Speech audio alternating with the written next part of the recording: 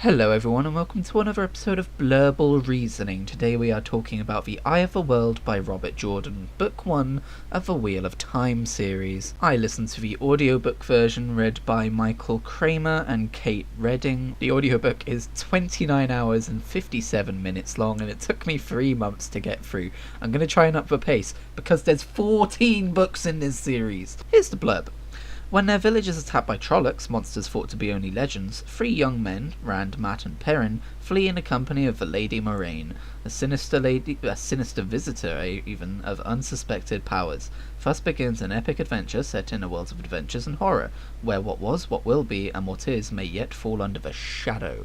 Full spoilers for the entire book ahead, but nothing for the rest of the series because this is my first read through. My initial impression of this book is that it's like a modern version of The Hobbit. The structure is very similar, and I think it's probably that way on purpose, but you have this main character whose call to adventure is maybe slightly more full of danger than in The Hobbit, but all the same he flees his village with a band of adventurers led by a wise person of magical proportions. He is somewhat of a reluctant adventurer with no belief in his own ability, and in that way we are viewing the world through his eyes. So the world is as unfamiliar to him as it is to us, which is always very helpful to us as a reader. Throughout the entire story he is hounded by the forces of darkness.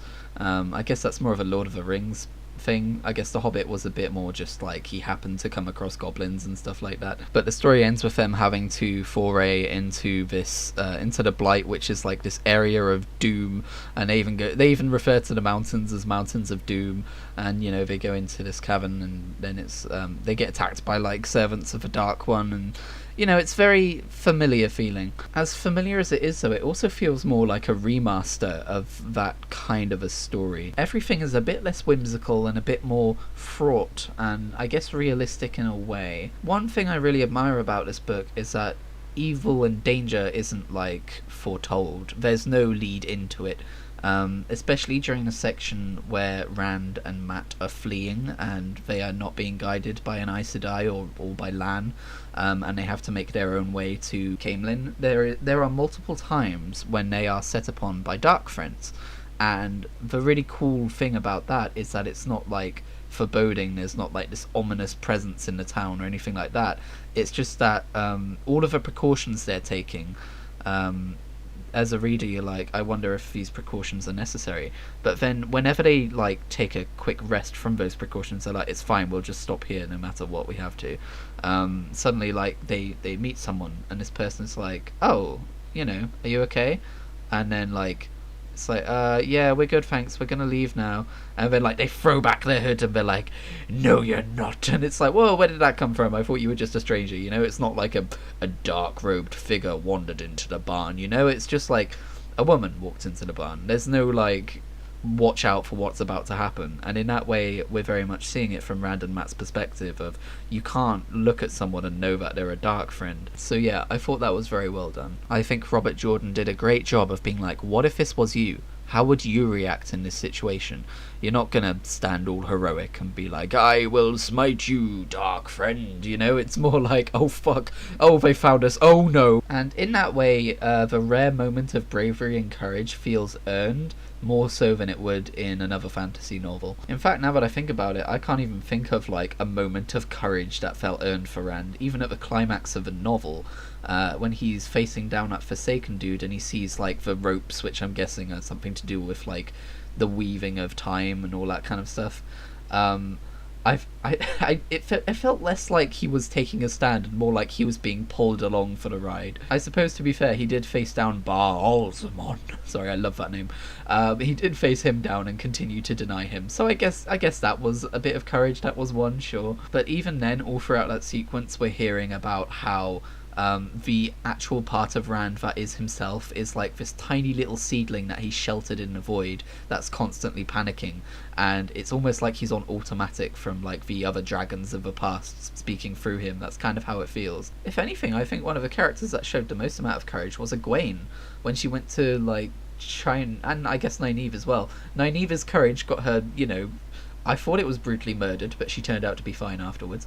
It really did sound like she was being brutally murdered, and that actually shocked me. But no, she was fine, because of course she was. I mean, that Forsaken guy picked her up by her cheeks, like his fingers digging into her face, spurting blood everywhere, and she wailed as if life was leaving her body, and then, slumped to the ground afterwards. That sounds like she's dead, right? Anyway, moving on. As that was happening, Egwene, who has consistently been facing down danger with more courage than anyone else in this book, in my opinion, goes to try and help her, and Rand jumps on top of her and denies her the chance, which, probably saved her life. But also, throughout the entire book, I think Rand is very what's the word, overprotective of her because of how he feels about her, which is understandable and makes sense for his character, but it does make the romance between them feel somewhat unbelievable. Throughout the majority of this book, we are being told that there is a romance stirring between Rand and Egwene that's going to turn into a tragic romance because of the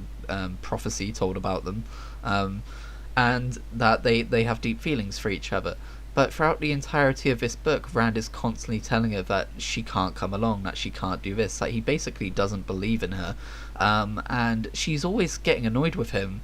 But then she's always just like, oh, Rand, And I guess she understands that it comes from a place of love and concern, but I don't know, man. If that was me, I'd be pretty pissed off with him. If anything, I thought she had more chemistry with Perrin, but that's just completely gone the second they all reunite. In fact, let's talk about that for a minute. So the structure of this book is a little bit strange in that Rand is the only point of view we get until they all split up after, I forget the name of the place, but the kind of haunted city, the haunted, dead, forbidden city, where they get chased by Trollocs and they run for their lives and they almost get caught. And again, this book really sells the idea that they almost lose. And so they get split up. And I was very surprised when all of a sudden we started getting perspectives from Nynaeve and from Perrin.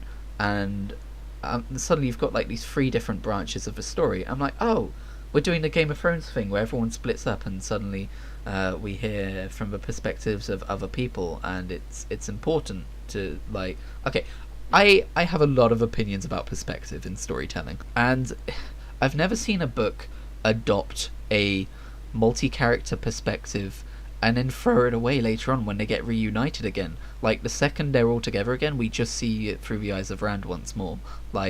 What's up with that? In the audiobook version, they even bring in Kate Redding to read Nynaeve's perspective, because I guess they want to have a male voice for a male character and a female voice for a female character, which is fine because I really enjoy Kate Redding's reading as well as Michael Kramer. I think they're a great pair. I haven't listened to many audiobooks. This is the first audiobook I grabbed since I decided to properly subscribe to it, but on a trial I did get the first 2 books of Brandon Sanderson's Stormlight Archives, which they also narrated in a similar way, but I digress. So yeah, I get that it was necessary to tell the parts of a story to see what Perrin and Egwene were doing, and to see what Nynaeve and Lan and Moraine were doing when they were all split up.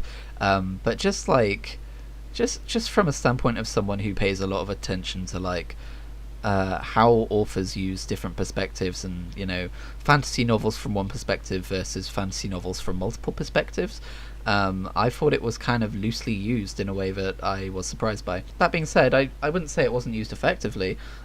We were sold on the blooming romance between Nynaeve and Lan, which was unexpected but sweet all the same. And in Perrin's perspective, we got to see a dynamic between 2 characters which we hardly ever got to see interact before. But again, I would say it's a shame that the second everyone's together again, we never see those 2 characters interact again. But there's 13 books ahead of us, who knows what might happen. And Kate Redding's down for more of them, so I assume there's going to be more perspective swapping. Again, it's just really weird to me that it's 80% of a book is Rand, but then there's a couple of chapters from other perspectives. I don't know, let me know what you think about that. Anyway, I also want to make note of the fact that shortly after they get split up, Rand and Matt's journey towards Caemlyn, which I already touched on before, but it really is sold as this perilous undertaking that they're doing alone and without any knowledge of the world. And it's a particular section of a book which it feels long and drawn out and tiring, partially because of Matt's succumbing to the knife's evil magics, making him paranoid. But Robert Jordan really sells that particular part of the book well. As for the general idea of the One Power and Aes Sedai and their male counterparts and the men going mad, at first I was kind of concerned about the implications of like this gender specific power, but given that, you know, men are like seen as the ones who go mad using it, I think I'm fine with it. If it was more like women are the ones who go mad using it, I would have some concerns. I am acutely aware of the fact that this was written in 1990 and a lot of discussions based around the idea of gender not having to be linked to your birth sex weren't being discussed then, or at least not in as many public spaces as were accessible to people at the time. But I think this isn't a badly aged piece of fiction for it. I really do love that this book ended off with Rand finally understanding his identity as a true dragon, I guess. I'm still a little bit shaky on the whole lore behind this entire world. There's a lot. But I like the idea that we now have a main character who's grappling with the idea that he could go mad with his power and unleash some truly biblical shit upon the people that he loves, you know?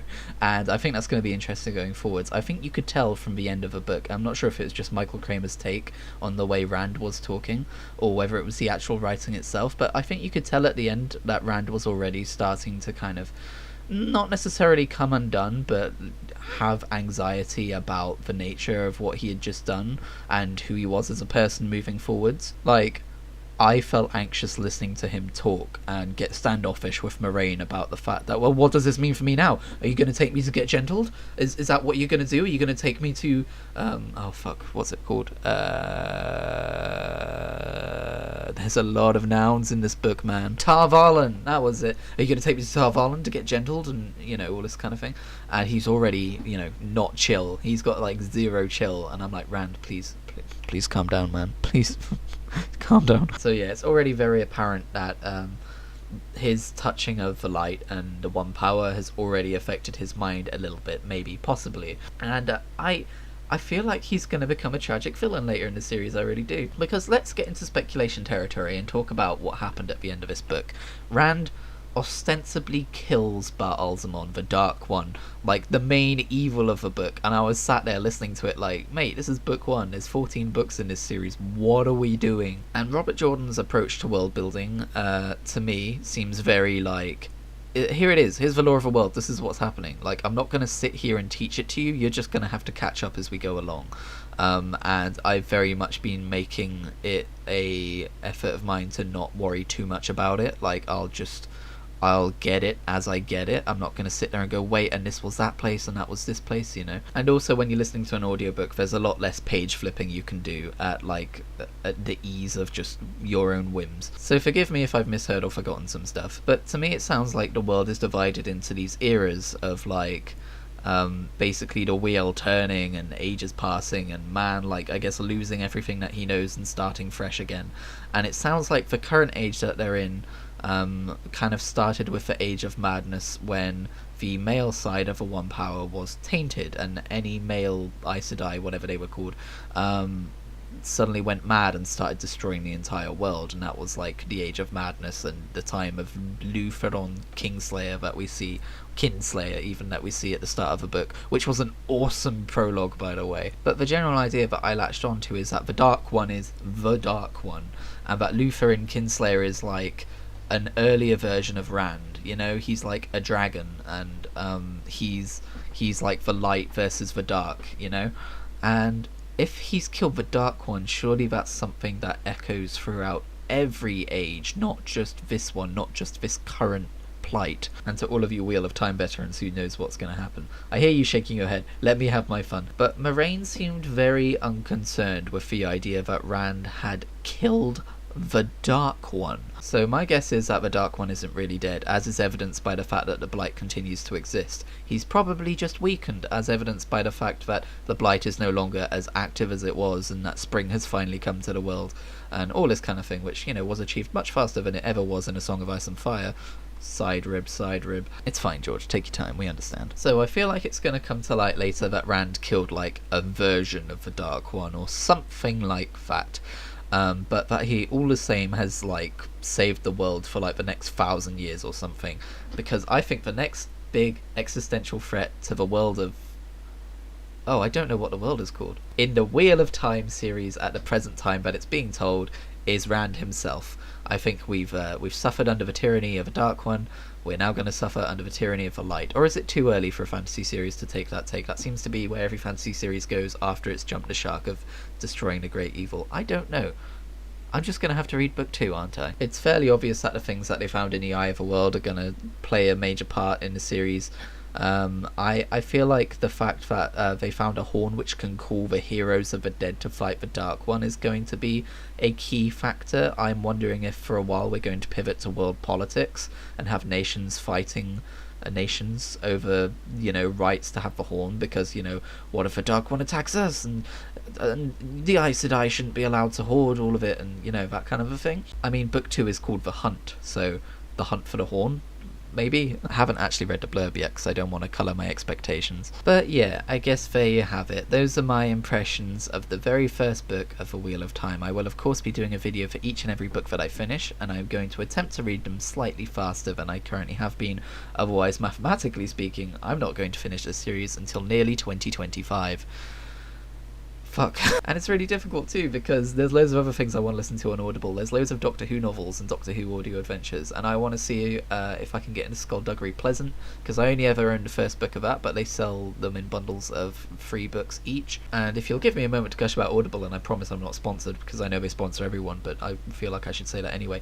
This is just from a purely user standpoint, and I hate Amazon as a company. Let me get that out of the way. I wish it weren't owned by Amazon, but I really fucking like Audible, because my attention span in my adult years has gone to shit, and I absolutely love reading, but I can no longer keep my attention on one book. I'll get halfway through it and then get distracted by something else, and it's absolutely tragic, and I miss it. But audiobooks I can listen to while I walk to work, or while I'm playing a game that requires no input of my own brain, so I'm completely focusing on the story, It makes me sad, because whenever I talk about audiobooks to my friends and I'm recommending them, they're always like, oh, well, I don't know that I'm just gonna sit there and listen to a book. And I'm like, no, that's not how you do it, until you get towards the end of a book and you gotta know how it ends, and you sit there and you listen to it, because it's too encapsulating to not listen to. But no, the great thing about Audible is you don't have to sit there and read it yourself and be consumed by the book and use your minds. You can if you want. You can just sit there and listen to it if you want, as if you were reading a book, and that's fine. But multitasking, man, it's not like every single thing you do in life is gonna use up too much concentration to listen to a book. It's a godsend, and I can't recommend it enough. And the only barrier to audiobooks is the price, and that's why I like Audible, because it's £7 a month instead, and you get 1 book a month, and it's great. The only problem I have is that most books aren't as long as fantasy books, so if I try and break into another genre, I'm worried that I'm gonna run out of book to read. But given how many months ahead I already am, and I've only read 1 book, I don't think that's going to be a problem for a while.